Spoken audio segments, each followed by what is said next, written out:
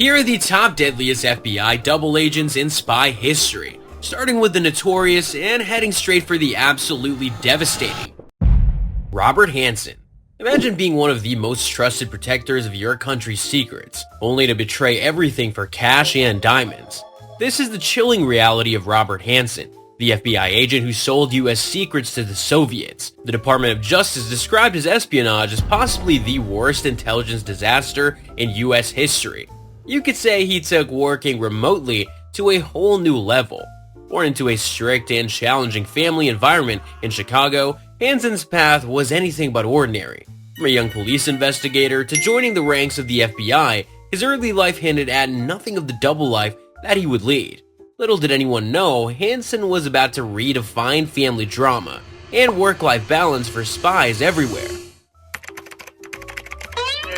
Ever work from home, Hanssen? Oh, constantly. My home office is basically a mini Soviet Union. Good one. Wait, you're joking, right? Absolutely. FBI for life. Woohoo!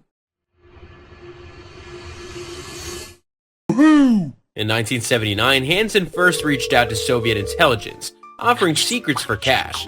This marked the beginning of over 2 decades of espionage that would compromise national security at an unimaginable scale. It's like he thought, why limit yourself to domestic betrayal when you can go international? So I was thinking cash, diamonds, and maybe a Rolex? How about we throw in a loyalty card? Betray 10 secrets, we get the 11th for free. What about customer support? Who do I call if I have an issue? Just whisper your problems into your phone at night. We are always listening. Robert sold the Soviets and later the Russians 6,000 classified documents that reveal such sensitive national security secrets as the identities of Soviet spying for the US, specifics about America's nuclear operations, and the existence of an FBI-built tunnel underneath the Soviet embassy in Washington. You might be wondering how much they paid him. Well, not that much. He was paid $1.4 million in cash, diamonds, and Rolex watches. That's one way to add sparkle to treason.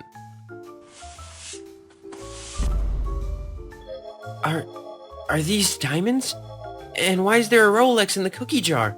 Well, you see, the office had this secret Santa thing going in July? It's never too early to celebrate Christmas in Moscow. Despite being caught by his wife and making a promise to stop, Hanssen's deceit knew no bounds. He resumed his activities in 1985, this time for the KGB. Hiding in plain sight and deceiving colleagues, Hanssen turned Take Your Kid to Work Day into Take Your Secrets to the Soviets Day. Hanssen's downfall came in 2000 when the FBI paid $7 million to an ex-KGB officer to help identify Hanssen as a traitor. It's the ultimate case of it takes money to lose money. According to the FBI, 300 agents were working on his case. On February 18, 2001, the FBI arrested him at a park in Vienna, Virginia, after making a drop of classified documents in a plastic garbage bag for the Russians. Nearby, FBI agents discovered a bag with $50,000 in cash, intended as Hanssen's payment. When he was arrested, Hanssen exclaimed, "What took you so long?" Hanssen's tale ends in a federal prison, sentenced to life without parole. Colon cancer, the ultimate traitor. I bet it was a double agent. If only you could have traded secrets for a cure, Hanssen. Guess even my cells were on the KGB payroll. On June 5, 2023, Hanssen was found dead in his prison cell from colon cancer. It's a stark reminder that even the most cunning spies can't escape the ultimate traitor, their own body. Earl Edwin Pitts. Hey, before we continue, YouTube hasn't been recommending my videos lately. If you could like and watch till the end, it would help more than you know. Thanks a lot. Earl Edwin Pitts. In a shadowy world where loyalties blur and secrets are currency, the story of Earl Edwin Pitts, another FBI agent turned Soviet spy, unfolds. The saga begins not with high-tech encrypted messages, but with a simple note left in a car. Pitt's journey into espionage didn't kick off with some high-minded ideological shift. Instead, it began with a note so desperately hoping to be noticed, it might as well have been a Lonely Heart ad dropped into a Soviet intelligence officer's car in 1987. His initial attempt was ignored as a telemarketer's call, but Pitts wasn't one to give up easily. To whom it may concern, In the Soviet embassy, single disillusioned FBI agent seeks partnership with Soviet spy. Must enjoy long strolls through top-secret files and quiet nights swapping classified intel. P.S. I'm serious. A few moments later. Is this espionage or a dating profile? Should I swipe left or what? Nah, probably just another American scam. Before he knew it, Pitts was conducting some serious sneak-around work. Imagine him tailing a Soviet official through the streets like a scene from a classic spy flick, all to make a detailed report for the FBI. But here's the twist. A week later, he flips the script. Pitts reaches out to the very official that he was spying on, offering up a juicy piece of intel on the surveillance that he himself had conducted. Talk about playing both sides. So, remember that guy tailing you last week? Plot twist, it was me. Now, how about I give you the inside scoop? Wait, you're offering to snitch on yourself? Are you sure you understand how spying works? This bold move got him in the door. The Soviet official, maybe impressed or just curious, introduced Pitts to Alexander V. Karpov, a high-ranking KGB agent. Their first rendezvous, none other than a public library in New York City. Yeah, you heard that right. They weren't there for the books. Pitts and Karpov's meetings, set against the quiet corners of the library and the bustling backdrop of airports, kicked off a 5-year dance of deception. Pitts transformed into a one-man library of Congress for the KGB, handing over sensitive info, including the identity of an undercover FBI agent. For his espionage services, the KGB rewarded him handsomely, dishing out over $224,000, a mix of $124,000 in cold, hard cash, and $100,000 parked in a Russian bank. Talk about a diversified portfolio.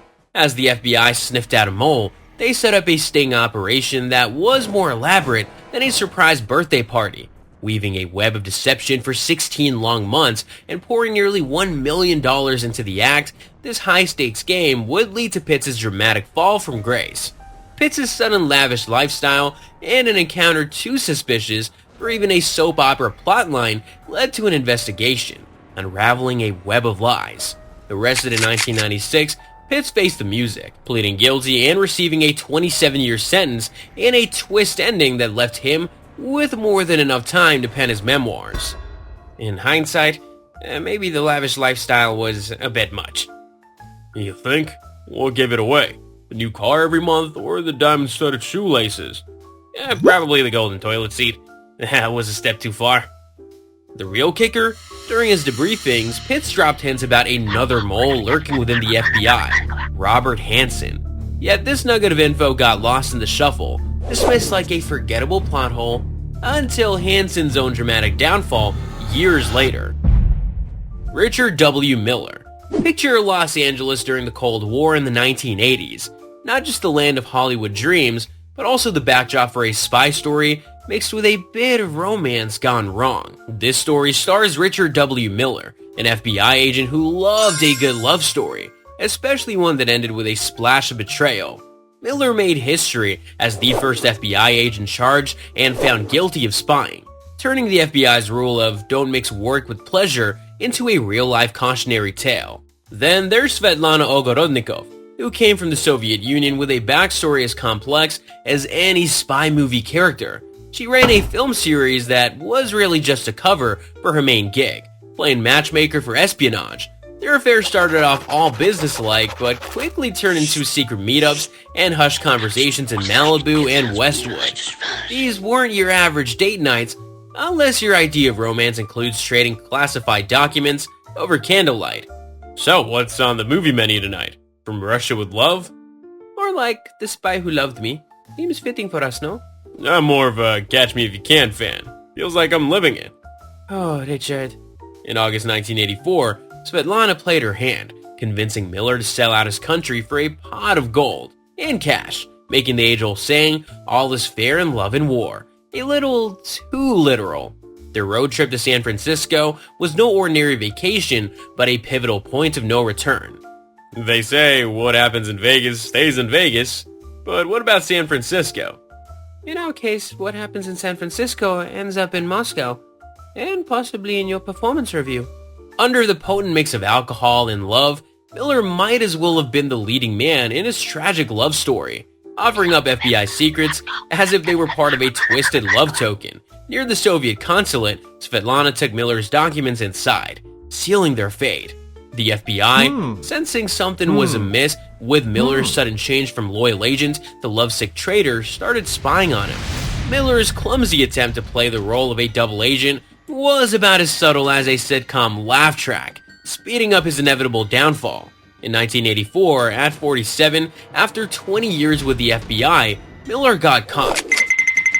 His insider status made him a perfect target for Soviet spies. Svetlana got arrested the same day. Was it my charm or my access to classified information that won you over? A bit of both, but mostly your clearance level. It's so attractive. Ever regret it? Only the part where we got caught. Miller's arrest opened everyone's eyes to the twisted world of spying, showing how love and lies can mix with loyalty. After getting out of jail in 1994, Miller's tale serves as a warning. In matters of national security, the heart can be the weakest link. Eddie Chapman, Zigzag. Imagine a world-class criminal turning into a double agent during the most devastating war in history. This is not your average spy tale, it's the riveting account of Agent Zigzag, a man who played both sides in World War II and lived to tell the tale. If you think this is intriguing, just wait until you hear the full story. Chapman kicks off his career in crime with the Jelly Gang in Soho, blowing up safes and causing a ruckus. But as things heat up with the cops, he decides it's a great idea to skip town. Ends up in the Channel Islands. Pretty scenic, right? Wrong. He lands in jail again. Classic Chapman. But here's where it gets Hollywood level crazy. World War II kicks off, and the Nazis take over the prison. Chapman, ever the opportunist, thinks, hey, why not switch from crime to spy games? So after a series of audacious moves, including an attempt to escape prison by stealing a guard's clothes, Chapman pitches himself to the Germans as a spy. Gentlemen, imagine this. I'm like a double cheeseburger, double the taste, double the betrayal. Interesting pitch. Let's just hope your loyalty isn't as questionable as your cholesterol. They were charmed and transported him to France, where he was rigorously trained in espionage, sabotage, and the dark acts of intelligence. His mission was to infiltrate Britain and wreak havoc. Now, you'd think Chapman would go through with it, but nope. Upon parachuting into Britain, he was like, guess who's back and ready to double-cross the Nazis? I mean, talk about a plot twist. MI5 was all over that idea when Chapman offered to become a double agent. Back from holidaying with the Nazis, Eddie. Miss us? Absolutely. I miss the rain. And your charming company, of course. Thought you might. Ready to play double agent? It's like hide and seek, but with explosives. My specialty. I'm thinking of adding professional backstabber to my CV. Perfect. Your first task is to pretend to blow something up. You know, just a regular Monday. Under the codename Agent Zigzag, Chapman embarked on a daring MI5 mission to fake the sabotage of the de Havilland aircraft factory, which was crucial to Britain's war effort. The ruse was so convincing that even German reconnaissance was fooled. Chapman's manipulation was a masterpiece of deception, earning him the Iron Cross from a duped German command, a decoration rarely awarded to the enemy. Chapman's espionage didn't stop at a single act of sabotage. He was instrumental in feeding false intelligence to the Germans, including misinformation about the V-1 and V-2 rockets' effectiveness, significantly impacting the war's outcome. His audacity knew no bounds, from evading capture multiple times to juggling loyalties between Britain and Germany, always with a keen eye on self-preservation and adventure. After the war, you'd think he'd settle down, maybe write a memoir, but no. Chapman dives back into his old criminal ways. Turns out, being a super spy doesn't really translate to a steady post-war career. His legacy as Agent Zigzag straddles the line between heroism and villainy, leaving us to wonder, was Eddie Chapman a patriot, a scoundrel, or just a thrill seeker on an epic scale? Total mindbender, right? Aldrich Ames. Let's talk about the guy who turned making a quick buck into the most expensive security breach in CIA history. Imagine finding $20 in your jacket and feeling lucky. Now picture Aldrich Ames finding a chest filled not with gold, but with America's darkest secrets. secrets so critical they got people killed and compromised national security, all handed to the Soviets like discount goods at a deadly sale. But first, let's rewind to how it all started. Aldrich Ames kicked off a CIA career with the innocence of a bright-eyed intern, soon to be entangled in a web of secrets so thick you'd need a chainsaw to cut through. Following in his father's CIA footsteps, Ames was on a path laid out in family tradition, but with a twist. Despite moving up the ranks, his career had its fair share of hiccups, dawdling, a fondness for the bottle, and a knack for misplacing top-secret files like they were car keys. But financial troubles hit, and suddenly those Soviet offers looked as sweet as an exclusive Black Friday deal. Why not sell some secrets, he thought. And just like that, Ames turned his life into an espionage clearance sale. 1985 was the year Ames put a price tag on his conscience, walking up to Soviet officials like he was pitching a yard sale of national secrets. Welcome to Aldrich's Secret Emporium, where everything must go, and the deals are as shady as the clientele. Do these secrets come with free shipping? Absolutely, and expedited to Moscow. No returns accepted, though. What started as a quick fix for his empty pockets became an all-out bonanza of betrayal. Ames wasn't just leaking info, he handed over the CIA's whole playbook, leading to the compromise and death of numerous US assets. His actions didn't just stab colleagues in the back, it sent the entire US intelligence community into a frenzy of doubt and paranoia. As Ames started living large off of his betrayal bucks, he goes full James Bond villain. Fancy cars, mansions, tailor-made suits. He might as well have worn a neon sign saying, "I'm suspicious."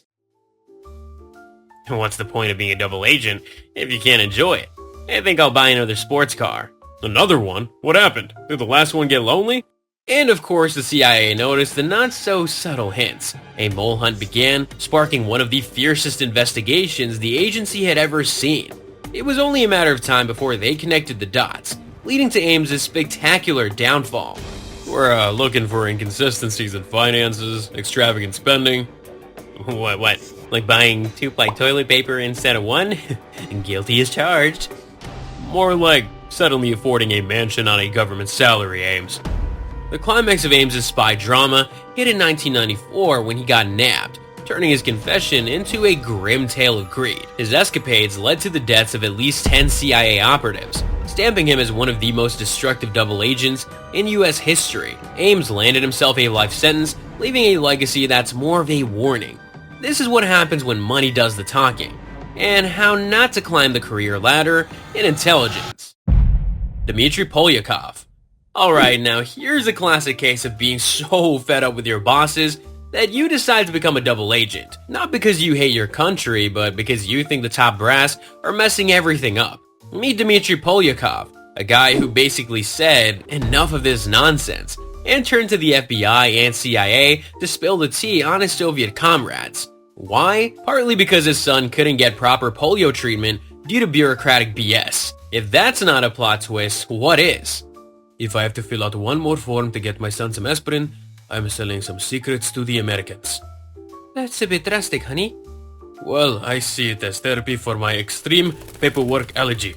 Dmitri wasn't your average Joe. Starting off in the thick of World War II, he climbed the ranks faster than a squirrel on caffeine, becoming a major general and getting all cozy in the GRU, Soviet military intelligence. Imagine going from lobbing artillery in World War II to being the deputy head of espionage against Europe, Asia, and Latin America. That's Dmitri for you, a real-life Forrest Gump. If Forrest was a Soviet spy, that is. Now here's where it gets juicy. Dmitri starts his double-life tango with the FBI and CIA in the 60s, using the coolest code names, Bourbon and Top Hat. Picture him sipping bourbon, probably while casually undermining the Soviet Union. He's passing on secrets that are hotter than the latest gossip in your group chat, all while pretending to be a loyal Soviet officer. Talk about living on the edge. You might ask, what kind of secrets did Dmitri spill? Oh, just minor stuff like the entire Soviet military's dirty laundry, crucial intel that helped the US navigate the frosty waters of the Cold War without turning it into World War III. He was like the friend who told you exactly what your ex had been up to, except replaced X with nuclear-armed superpower. You know, living a double agent life is like being in two WhatsApp groups, planning the same surprise party. Half the time, I forget which group I'm texting. Oh man, that's quite the tightrope to walk. Make sure your emoji game doesn't give you away. Twist alert, our hero's story doesn't have the happiest of endings. Betrayed by his own side, thanks to moles like Aldrich Ames and Robert Hanssen, Dmitri was arrested in 1986. The man who played the espionage game like a chess master was executed 2 years later. A tragic end for a guy who just wanted to do right by his country and the world. Despite meeting a grim fate, Dmitri left a legacy that's the stuff of legends. The CIA and even former enemies honor him as one of the greatest spies who ever lived. A man who might have single-handedly kept the Cold War from boiling over. He didn't do it for money or fame, but to make a difference. And that, folks, is the story of a real MVP. You thought double agents were ruthless? Wait until you see these twisted kids who think murder is a super fun game. Trust me, you don't want to miss this. I'll see you there.